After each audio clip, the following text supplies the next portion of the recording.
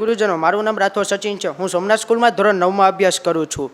આજે વાત કરવી છે એક મહાન યુગ પ્રવર્તક વ્યક્તિની, જેની આંખોમાં ચમક, કદાવર શરીર અને આત્મવિશ્વાસથી ભરપૂર એવા લોખંડી મનોબળ ધરાવતા વ્યક્તિને શું આપને નથી ઓળખતા, જેના પર ગુજરાત ગર્વ લે છે? એવા આપના સરદાર વલ્લભભાઈ પટેલ, જેમનો જન્મ 31 ઓક્ટોબર 1875માં થયો હતો. તેઓ ભારતના એક સામાજિક તથા રાજકીય નેતા હતા. તેઓ હિન્દુ ધર્મ પાળતા હતા. તેમના પિતાનું નામ ઝવેરભાઈ અને માતાનું નામ લાડબા હતું.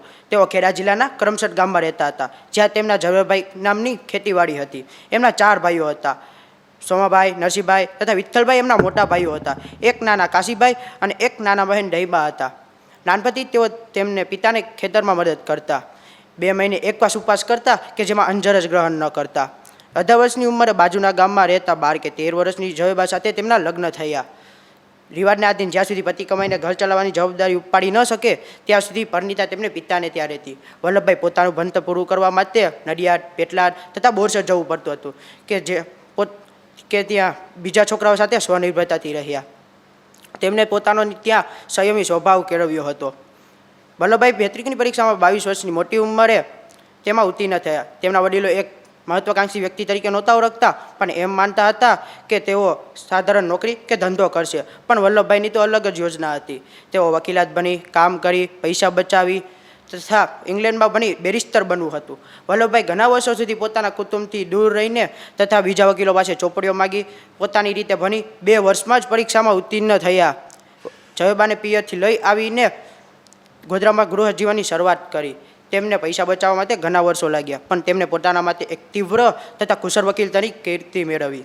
તેમને ત્યાં શિક્ષા યાત્રા પૂર્ણ થઈ. ચાલો આજે હું તમને સરદાર જ્યારે વિલાયત ગયા હતા ત્યાંની એક વાત કહું છું. તેઓ ત્યાં એક મકાન માલિકને ત્યાં રહેતા હતા. તેઓ એક દિવસ નાતી વખતે ધમણ ખાઈને નીચે પડી ગયા. ત્યારે તેમને ખૂબ જ તાવ આવ્યો. પાછળથી ખબર પડી કે પગમાં તો નાડું પડ્યું છે, તેના માટે ઓપરેશન કરાવવું પડશે. તેઓ ત્યાં એકની હોસ્પિટલમાં દાખલ થયા. પહેલી વખત ઓપરેશન કર્યું તો સફળ થયું નહીં. ડૉક્ટરને દંડનો ખ્યાલ નહોતો. બીજી વખત ફરી ઓપરેશન કર્યું. આ વખતે તો વધારે બગડ્યું. તેમને ધનુર્વા થઈ ગયું હતું. ડૉક્ટરે કહ્યું કે જીવ બચાવવો હશે તો પગ કપાવવો પડશે. તેથી તે આ સરદારને વાત ગમી નહીં અને કે લંગડા થઈને દેશમાં જવું તે ખરાબ લાગશે. તેથી તે ડૉક્ટરને છોડી દીધા. બીજા ડૉક્ટર પાસે તપાસ કરાવી અને તે ડૉક્ટરે કહ્યું કે પગ તો સારો થઈ જશે, પણ તેના માટે ઓપરેશન કરાવવું પડશે.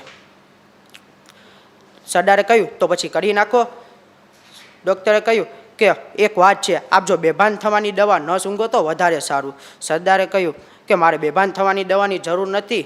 જેટલી પીડા થશે એટલી હું સહન કરીશ. અને થયું પણ એમ જ. તેથી તે ડૉક્ટરે તેને કહ્યું હતું કે આવો દર્દી તો પહેલી વાર જ જોયો. વલ્લભભાઈ ઈસવીસન 1928માં બારડોલી સત્યાગ્રહ એ ભારતના સ્વાતંત્ર્ય સંગ્રામ એ બારડોલીમાં ઘટેલ એક મહત્વપૂર્ણ ઘટના છે. આ ઘટના એ સવિનય કાનૂન ભંગની એક ચળવળનો ભાગ હતો. આ ઘટનામાં સરદારે ભાષણ આપતા કહ્યું હતું કે બારડોલીના સત્યાગ્રહ માટે મને માન આપો છો એ મને ગમતું નથી, પણ કોઈ અસાધ્ય રોગથી પીડાતો દર્દી જો પથારીવશ હોય અને તેને સંન્યાસી મળે અને તે સંન્યાસી જડીબુટ્ટી આપે અને એ માત્ર ઘસીને પીવાથી જો દર્દીના પ્રાણ સ્વસ્થ થાય તેવી દશા તો આપણા હિન્દુસ્તાનના ખેડૂતોની છે. હું તો માત્ર એક વ્યક્તિ છું જેને હાથમાં જડીબુટ્ટી મૂકી અને તે જડીબુટ્ટીને હું પાનાર છું. માન જો ઘટતું હોય તો જડીબુટ્ટી આપનારનું છે. માન જો ઘટતું હોય તો પેલા દર્દીનું છે. માન જો ઘટતું હોય તો મારા સાથીઓનું છે, જેમને પોતાની તાલીમ બતાવી, જેમને મારા પર થોડો પણ અવિશ્વાસ રાખ્યા વગર સંપૂર્ણપણે વિશ્વાસ રાખ્યો. આમ કહીને તેમને હિન્દુસ્તાનનો પ્રેમ કર્યો. આ ઘટનાને લીધે તેઓ ગાંધીજીએ તેમને ખેડૂતોના સરદારનું બિરુદ આપ્યું. આ ઘટનાને લીધે જ તેઓ ભારતના લોકપ્રિય બન્યા.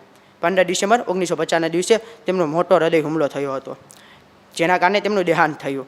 તેમનું અગ્નિદાહ મુંબઈના સોનાપુર ગામમાં સ્થિત કરવામાં આવ્યો. તેમ મોટા જન્મસભા નિમિત્તે નહેરુ, રાજગોપાલાચારી તથા રાષ્ટ્રપતિ રાજેન્દ્ર પ્રસાદ ત્યાં અંતેવાસી હતા. સરદાર વલ્લભભાઈ પરિચયથી આપણને એ વાત સામે આવે છે કે કોઈ પણ મનુષ્ય મહાન બનીને જન્મ નથી લેતો. તેના પ્રારંભિક જીવનને જાણ્યા પછી જ આપણે કહી શકીએ છીએ કે તે તમારી અને અમારી જેમ જ એક સાધારણ મનુષ્ય હતા, જે રૂપિયા, પૈસા અને એક સુરક્ષિત ભવિષ્યની ઈચ્છા રાખે છે.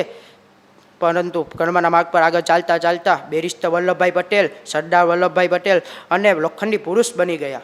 સરદાર પટેલે રાષ્ટ્રીય એકીકરણ કરીને એકતાનું સ્વરૂપ બતાવ્યું હતું કે તેના વિશે તે સમયમાં કોઈ વિચારી પણ શકતું ન હતું.